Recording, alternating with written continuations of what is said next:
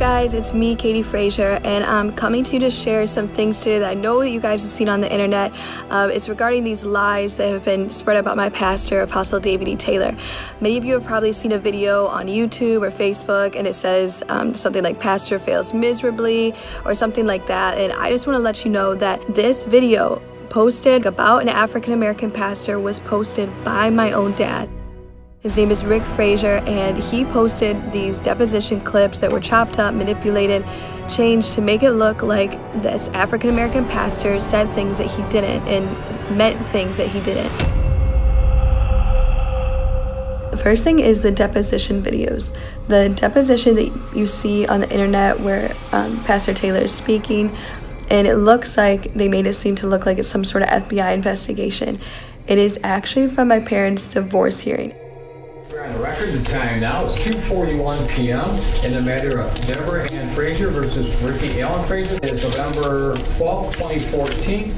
And then my dad, out of his racist anger, he actually had subpoenaed Apostle Taylor to testify at my parents' divorce hearing. But he had, the whole time he had this malicious intent to film him.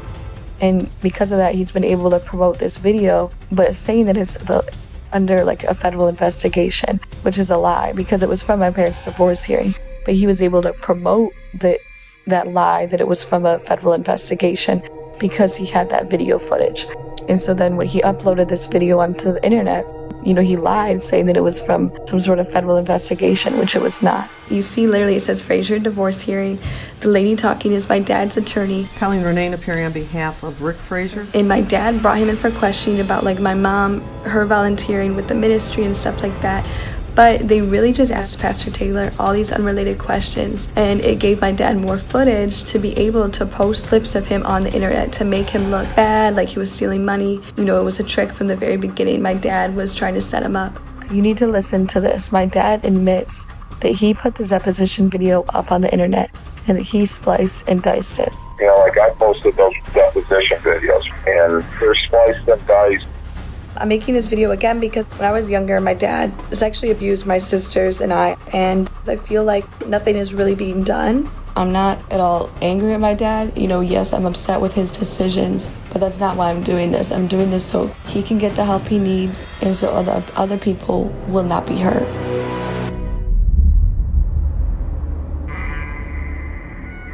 The reason I'm bringing up the racism in this is because my dad, I heard him say out of his own mouth, my mom, she supports this ministry led by Apostle David E. Taylor.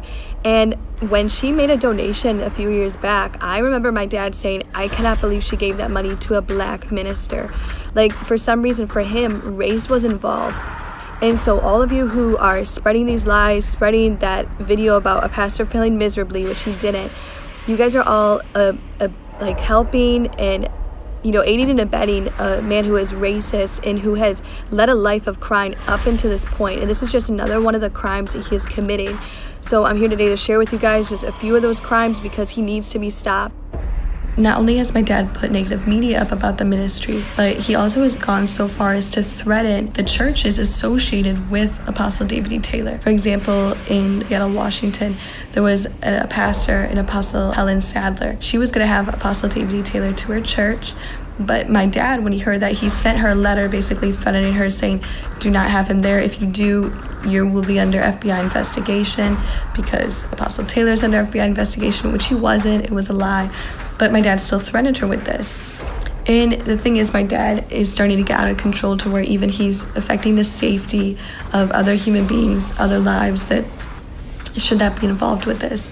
So the pastor, Apostle Helen Sadler, she still was having Apostle Taylor out to her church. The threats did not scare her. But literally right after receiving those letters, shortly after, her whole church was vandalized. They wrote KKK on there. There were swastikas. They wrote the N-word all over the building. It was vandalized. Windows were broken. And he admits on tape to doing it. I went out to Washington, and I painted KKK symbols on the church out there in Washington. While I was out in Washington painting KKK symbols on the church, my legs got broke. My dad even dressed up our family dog as a KKK member. I mean, it just shows you that, you know, his racism and how he feels about the African American culture. After I had first come out and called him a racist, I became a member of the NAACP just to like kind of show that he wasn't a racist. So he's really using them, and just because he made a donation, since he's able to do so. So he's only doing this in order to try to look as if he's in good standing with them. And here's another thing, like all the crimes he's done, people need to see that he's a true racist. Like when you're supporting a man like this, when you're supporting lies that he is promoting, you are helping a racist, because my dad, even all the crimes he's done predominantly have been against the black culture and, you know, African American people, except for the crimes, you know, how he abused me and my siblings. You know, he abused these underprivileged kids in Detroit in a camp, and most of the kids there were predominantly African American. You know, Apostle Taylor truly loves all nations and all people. Anybody who came from anywhere overseas, I want you to stand first. Where are you from? I'm from Dubai in United Arab Emirates. All the way from Dubai. Come on, give Dubai is in the house tonight. I'm from Austria. Come on, give her a great big God bless you. All the way from Austria. Where else you from? I am from Estonia. Come on, give Estonia a great big God bless you. New Zealand. New Zealand. Come on, give New Zealand is in the house. Brisbane, Australia. Australia is in the house. Paraguay. Paraguay. Portugal. Portugal. Spain. Spain. Where you from? From India. Give her a great big God bless you. Kuwait, Middle East. Kuwait. Kuwait is in the house. The Netherlands. The Netherlands. From China. Come on, give China is in the house. From London, England. London, England. Saudi Arabia. Saudi Arabia. Barbados. Barbados, he brought his flag. Jamaica. Jamaica. I'm from Nassau, Bahamas. Give her a great big God bless you. Where else? Puerto Rico. Puerto Rico. From Switzerland. Switzerland. I'm from Poland.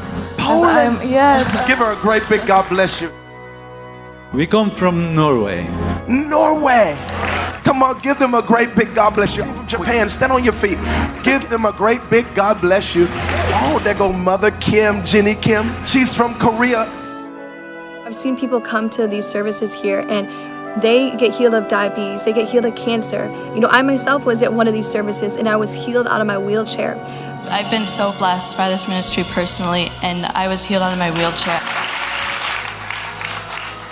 I see similar people come in wheelchairs, on crutches and canes, and the power of God touches them at these services. And I see other people come and they give their lives to the Lord. You know, souls are being saved. I was born and raised Muslim, and I read the book Face to Face. Jesus appeared to us. We felt so much peace. We felt so much love. Jesus saved me. Jesus gave me an extension of my life.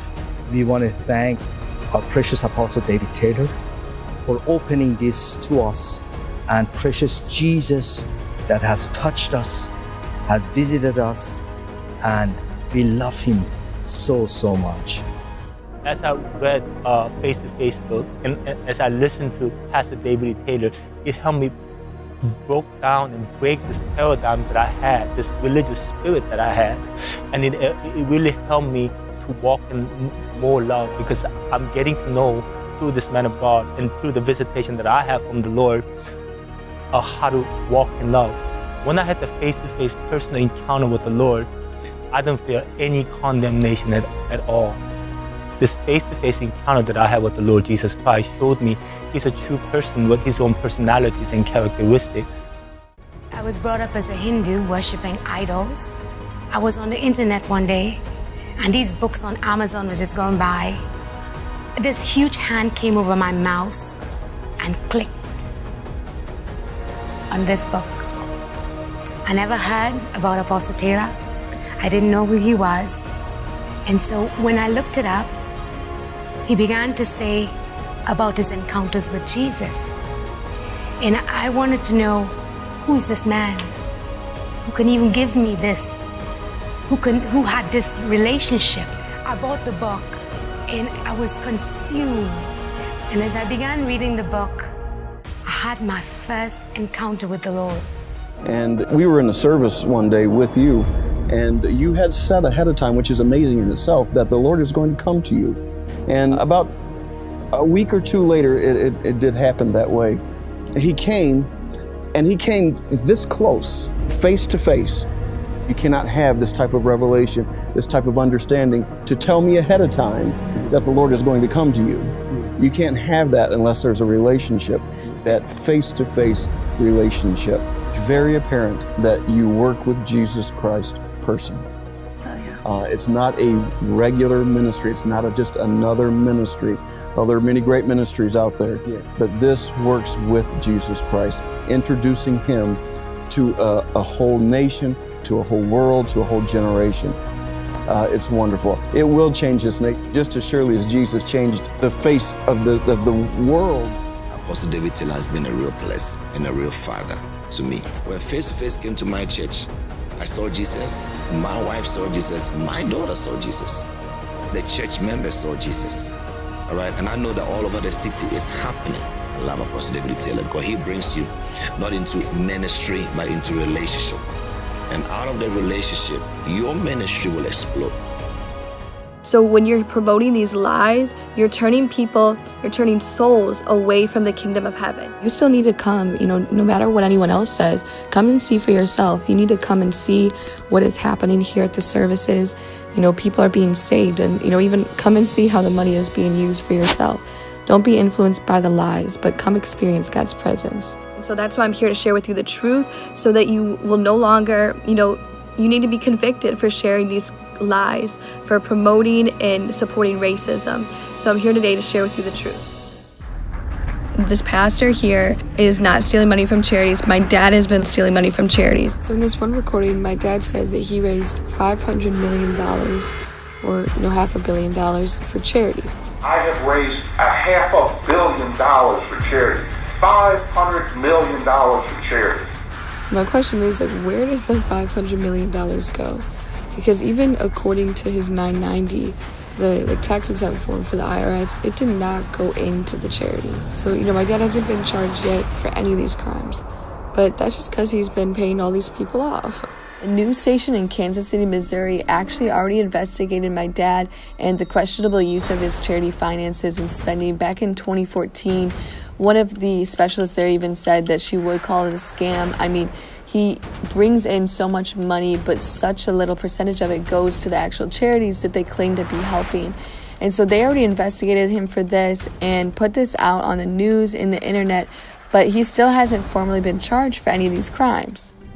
What if you gave $100 to a veterans charity, only to learn that just a small fraction of what you gave ever went to help anyone in need? CarsHelpingVets.org, a car donation charity that, as the name says, helps veterans. This charity spends the vast majority of what it takes in, on average 83%, on running the charity, not on veterans in need. I would call it a scam, even though it's a perfectly legal operation. Sandra Minuti with Charity Navigator says that's way too much. Good charities usually spend no more than 30% on operations. The worst year for this car donation charity was 2012, when tax records show it raked in $4.6 million and gave only 3%. Or $182,000 to the groups it says it's helping. In 2011, the Better Business Bureau of St. Louis issued a warning, saying, among other things, that the man in charge, Rick Frazier, used to run the car donation program for the Purple Heart Foundation. They sued him for deception and destroying incriminating documents that they said proved he was cheating them out of money. We found Charity Funding, the company paid to run the charity's day-to-day operations. The man in charge is Rick Frazier, the same guy the Better Business Bureau warned you about. Can you turn that off? Rick Frazier's brother Steve stopped us short. Is it a legitimate charity? It is, but... Then, why wouldn't you want to answer these questions? No answers here, so we paid a visit to Rick Frazier's home. The charity business seems to be treating him well. Even just with my mom in my dad's divorce case, the way I saw my mom treated by the judge, I knew that she had to have been being paid off by my dad. And, later on now, my dad has admitted to paying off the judge. I paid the judge. I paid the attorney. The amount of money that when I was growing up, that he would tell my siblings and I that he had, because he would even just mention things like, from the charities that he would bring in, $500 million that he's brought in with charities. And he's saying, look, if I only take 10% of that, that's $50 million. But so we're saying, Dad, you said you don't have $50 million. Like in the divorce, he's saying that he only has $4 million, so my mom got, half of that. We're saying, well, so then how do you have this other $50 million? The charity pays me 10%. So $50 million's provided us a nice house, a nice living. I know that he had accounts overseas that he was investing money in, like in Greece.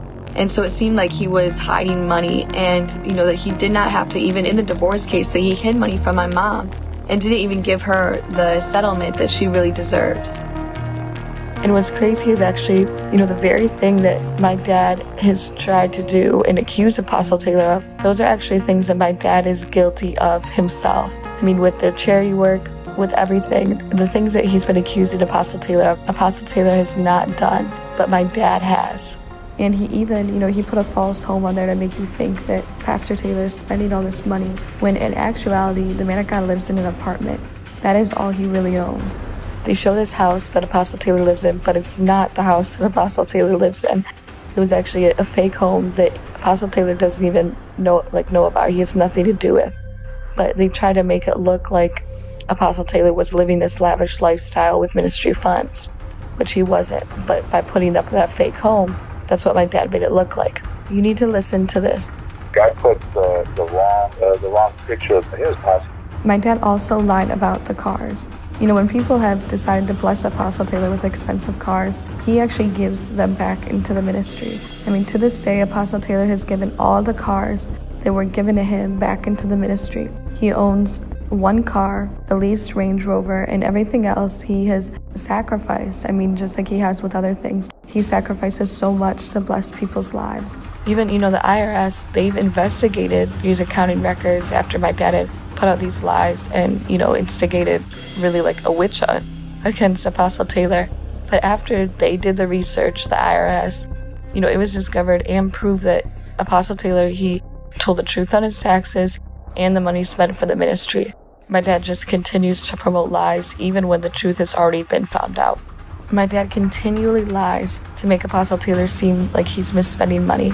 My dad, I myself have seen the ministry financial records because my dad has record of this. But Apostle Taylor's only receiving a yearly salary of $35,000 a year. That's extremely low compared to the money that Apostle Taylor deserves. But, Apostle Taylor, he's so integral with money. He does this intentionally so that more resources, the finances that come in, can be poured back into the ministry. Even all the royalties from his books, like his best-selling books, those actually go back into the ministry. Those don't go to Apostle Taylor. And the thing is, my dad knows this. So when my dad spliced the video, he tried to make it seem like huge amounts of money were not being used properly. Even he tried to make it seem like a lot of money was being spent on things like clothes at places like Versace, Louis Vuitton. But this is just another one of the things that my dad has exaggerated about and lied about.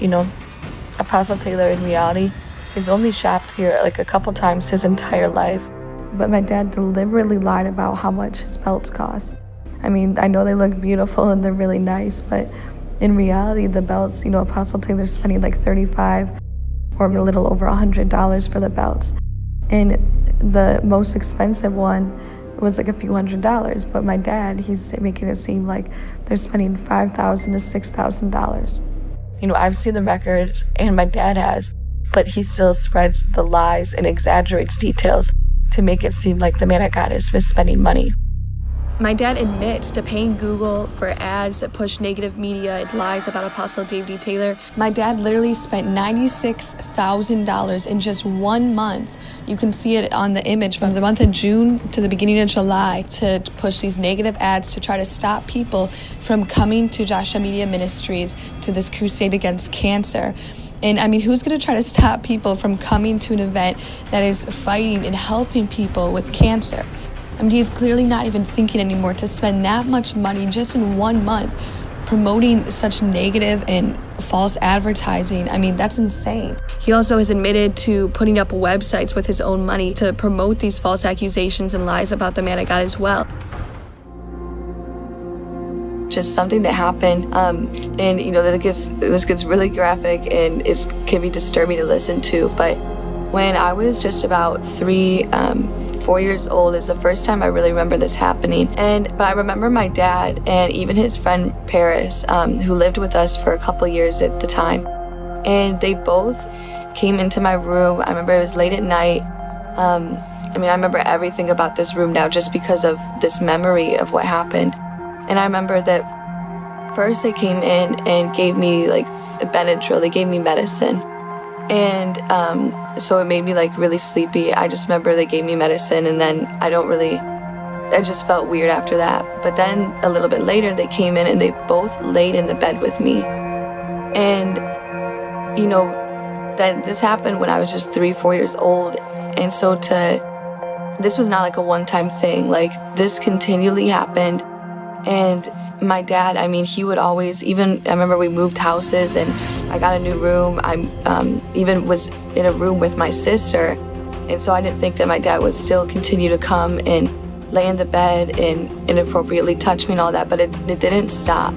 And even then later on, I found out that this had happened to my siblings, to my other sisters, that, that they ended up sharing a room, and my dad would come and lay in the bed with both of them and do the same exact thing. And so, I found out that this was happening to my sisters, and then later I found out that this had been happening to other boys. But the thing that is difficult, almost hardest about this, is that I had gone, when I was a little girl, 4 or 5 years old, and then later on, a few years after that, and a few years after that even, multiple times gone to Child Protective Services.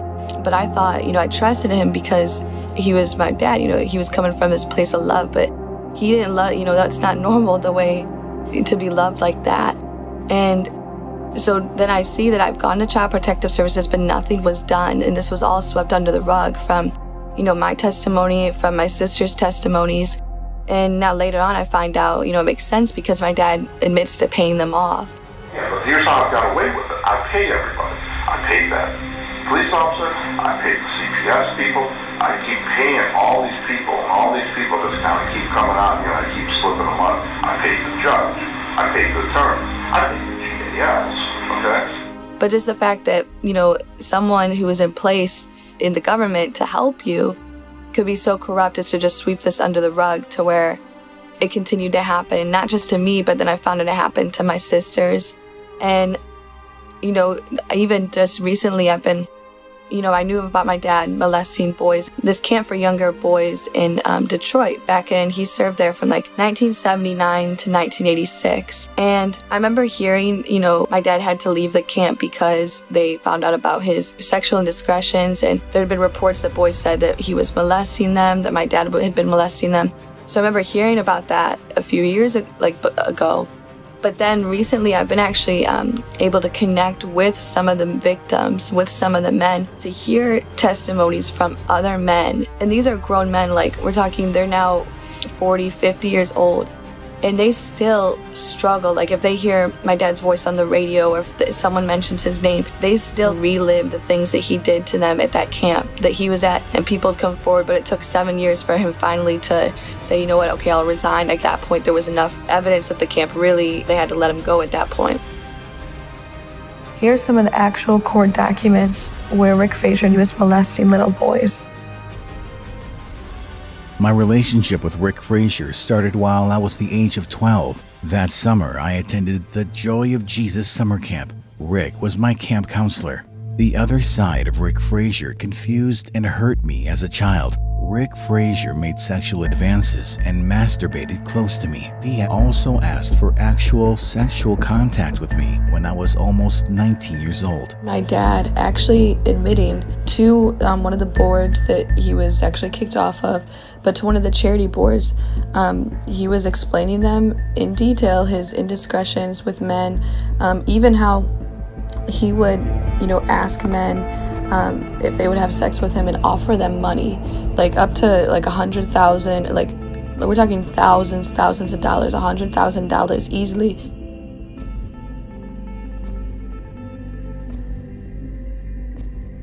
According to my friend, Mr. Frazier demanded that he have sex with him on the office table. Let's just bang it on the table. Mr. Frazier offered him $20,000 to have sex with him. When he refused and tried to leave, Mr. Frazier raised the offer to $80,000. I am aware that Mr. Frazier paid Paris Harmond a 6-figure salary, and Mr. Harmond did not work for charity funding. I have heard that Mr. Harmond was a former male stripper. Mr. Frazier told me to go to the file cabinets and pull certain files. When I was facing the file cabinets, Mr. Frazier jumped up behind me, grabbed me from behind, and thrust his genitals into my buttocks, and also groped my genitals with his free hand. Mr. Frazier said, "Come on, let's just do it on the table really quick." Behind closed doors, my dad is a homosexual. And even I remember he was telling my siblings that he was talking with us, he would be grossed out when my mom and him were married. He would be grossed out about touching my mom or having sex with her. He would describe that to us and just describe how disgusting it was to him. And I'm thinking well, you're a guy, wouldn't you like my mom? That's why you're married. But no, he's behind closed doors. He likes men. Okay, now we're going to kind of get involved. One of Mom's biggest gripes was that I would not touch Mom's vagina because it grossed me out. It's like I am with blood. I didn't need to know this. It's well, yeah, you do, because it's like with blood. How blood grosses me out, and I get lightheaded. The thought of putting fingers down there in the vagina always made me go like that. And Mom always wanted me to rub down there, and I couldn't rub down there. Okay. Silly boys.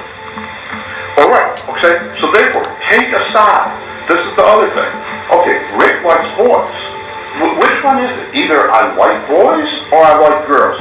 They're saying, hey, be both. No, it can't be both. No, you can't be. You either are molesting girls or you're molesting boys. Pick a side of the road. And I've never been the side of the truth. My dad even put out a video where he has the other 3 kids, my siblings, saying that he didn't do anything to them, that he didn't abuse them, he didn't hurt them. They say it on this video.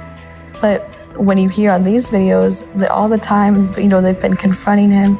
In the past, they've, called him a sex offender, called him a liar, and they've confronted him about his crimes. But now he's threatening them. So I know that they've got to be scared and afraid of him, and that's why they did that video. My name is Deborah Hoskins, and I'm coming to you today because I want you to hear the truth and not fall prey to the lies that Rick Frazier has been spreading. I was married to him, so you know what? No one else knows him better than I did. I was with him for 19 years. The 3 kids you see on a video online are actually my 3 kids that still live with their dad. And in that video, they are admitting that he didn't do anything. That is an absolute lie.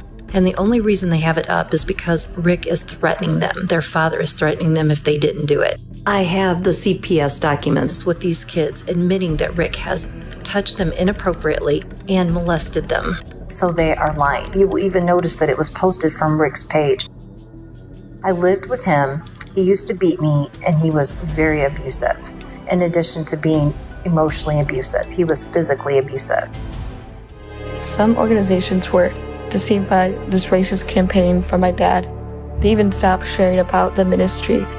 Some organizations that did this were actually Charisma Magazine, Elijah List, and even just some churches that my dad was in contact with. Because of this racist campaign, they were actually deceived by him, and so they stopped sharing about the ministry. People who were deceived also uploaded the video on YouTube. And what's so sad is that the majority of the people doing that are African American, and they're actually promoting what a racist white man has said. People with account names like I Hate Liars, the Advised TV show, Apostle, and Too Cold. Pastors and churches even have seen this, and they didn't take time to investigate what happened. They just believed the lie. But now the truth is coming out. And there's been other people, so many other people that have been deceived by all these videos on YouTube, World Star Hip Hop, Instagram, Facebook, and other social media websites. By my dad promoting all these wicked things. So many other people have been deceived just by innocently coming across these videos. There were 49 different banks who even denied loans because they looked at these lies on the internet. This generation believes anything that they see on the web, and anyone can post anything, even if they don't have integrity. But God has still been faithful, and the ministry's been blessed financially to be able to grow, even without the support from those banks. even my dad recently, he has a lot of charities, and so there's websites for all these. And on one of the websites, he actually is so obsessed with, Apostle David E. Taylor and just trying to destroy him, that what he did is he took the same image. There's this girl on one of the, Crusade Against Cancer banners that Apostle David E. Taylor has. There's a picture, the image of this girl who had cancer. And my dad took that exact same image and put that up on his website, the same website that is for the charity that he's stealing money from. And so he's using the exact same image that Apostle Taylor uses, but my dad is actually using it to bring in money and steal money from charities and manipulate people and make them think that their money is going to helping someone with cancer like that. But in reality, as I've seen, that the majority of the money that comes into the charity actually goes to my dad. And now, since I've been speaking out about this, and I've been, I saw the crimes that my dad was committing and how he was, just stealing the money from charities, not doing that properly. And I've been confronting him about, his molestation of young boys, even from such a long time ago. And then even how he abused me and my siblings.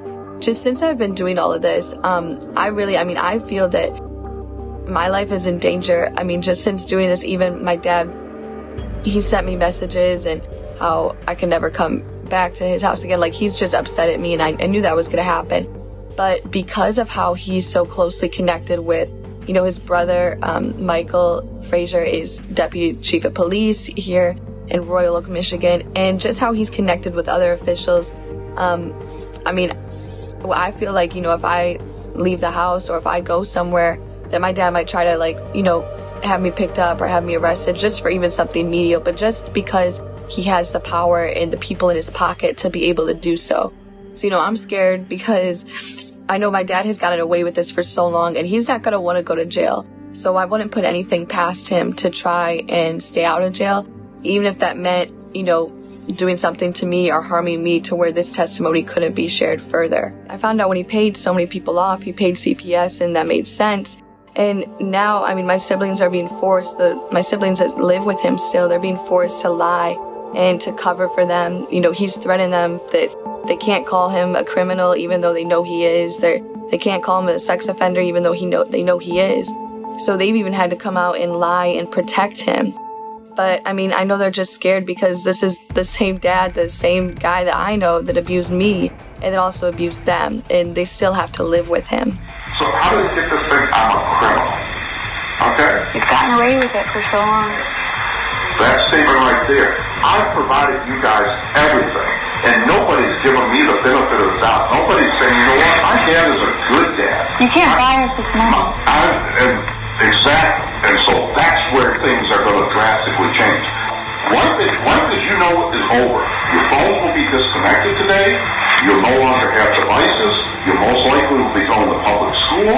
You'll have no car. You'll have no basketballs. You'll have no extracurricular activities. You'll go to school. You'll come home from school. Life as you guys know it is over. Even, he's been getting other people involved in this too, to bring, they've been threatening the man of God's life, Apostle David E. Taylor. And just so you're aware, there are others who, are working with my dad and aiding and abetting him. Larry Lunsford, Pastor Kurt Malese, Billy Lisa Hody, Chris Goodwin, Chris Sorensen, Nettie Parks, Kimberly Ruby, Paul Wilkerson, Michael Johnson Sr., Carolyn Wilson, Kelly O'Connor, Thomas Sanchez, Megan Kirby, Melissa Coleman, Sam and Christine Elledge, Marlon Reed, Jeremiah Upshur, Steve Upshur.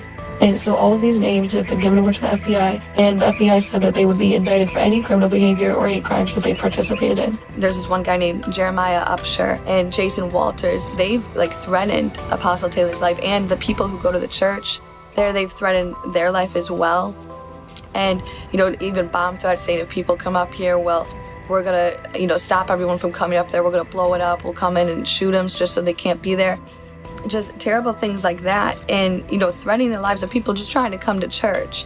And even I know they've gone so far as to try to stalk the house, stalk Apostle Taylor and find the house and just that he lives at. The one in Taylor we put out on the website. Back of the house with the swimming pool, that's it. That's on the website of the house. They lived in St. Louis.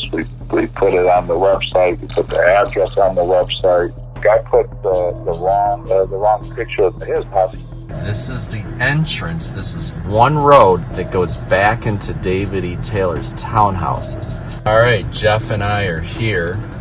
We are in David E. Taylor's apartment complex, townhouses, I believe what these are. This is it.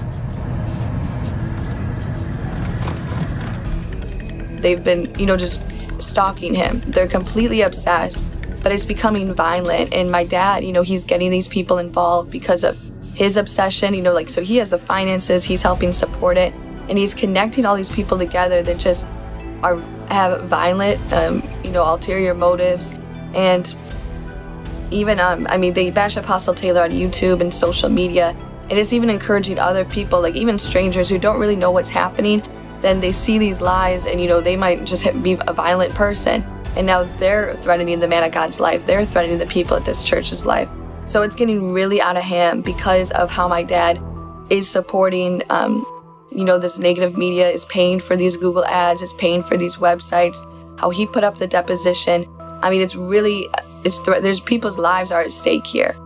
And, even a couple of them, Jeremiah Upshur, and my dad, Rick Frazier, even decided recently to form a protest against the 2018 Crusade Against Cancer in Taylor, Michigan, to try to stop people from physically even going into the building. I emailed Rick Frazier today about, what he wants to do, because really this was his idea to begin with. I said, hey man, look this over, because I want him to like. If JMMI, if we can catch them by surprise, which I'm hoping we do, I bet some of them are going to be so mad. They might come out and get themselves arrested. They might be so upset. Because see, my guys, they're the type that want to go and fight.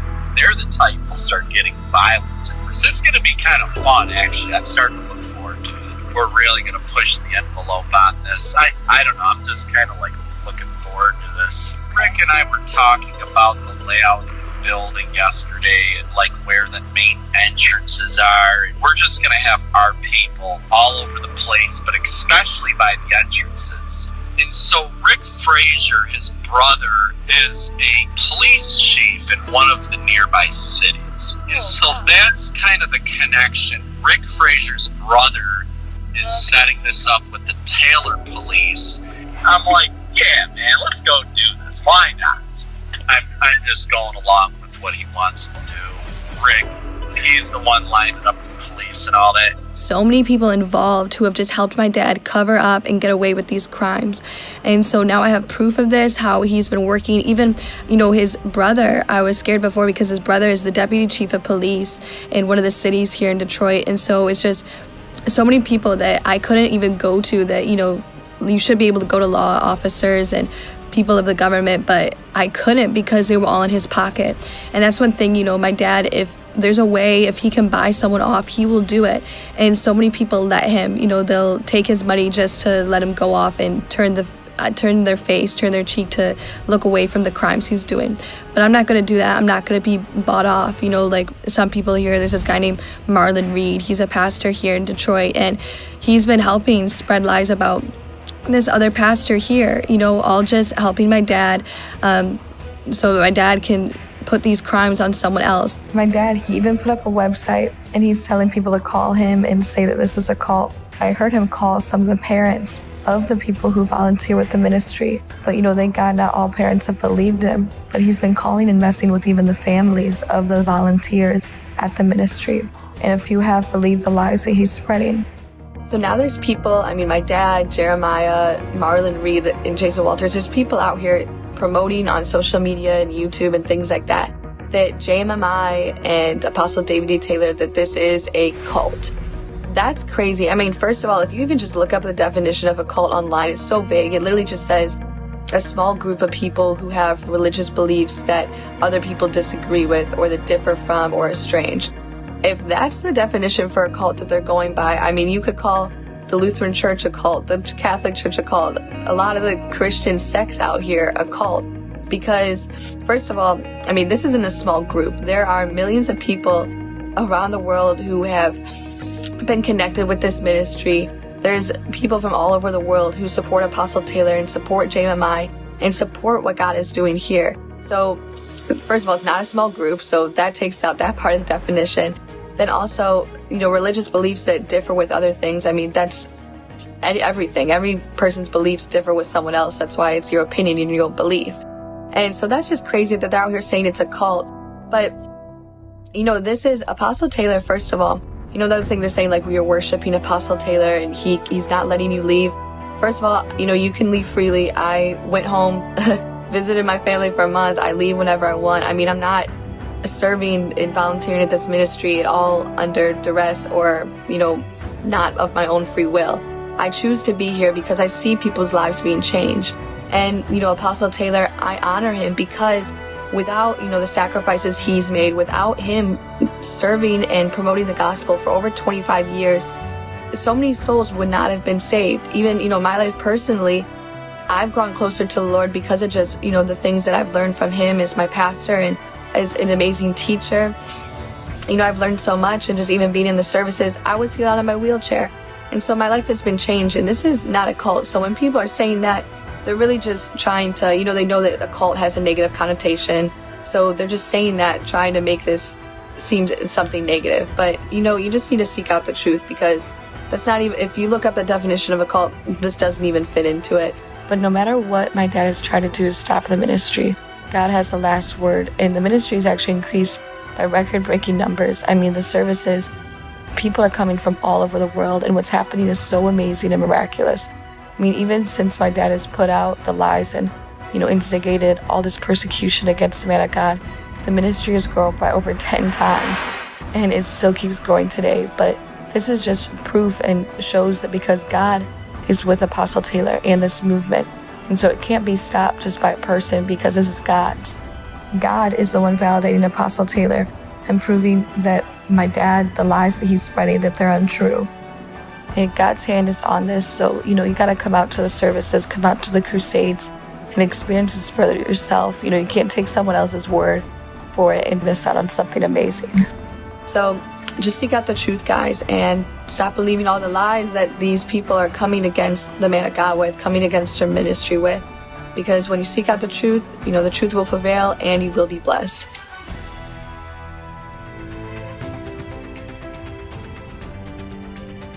I don't know how to hold no hate in my heart against anybody. And this man who's doing this, I still love him no matter what he's doing. And I want him to know I forgive him. I just want to hug Katie and Deborah just for closure. I love you guys. Come on, give God the glory.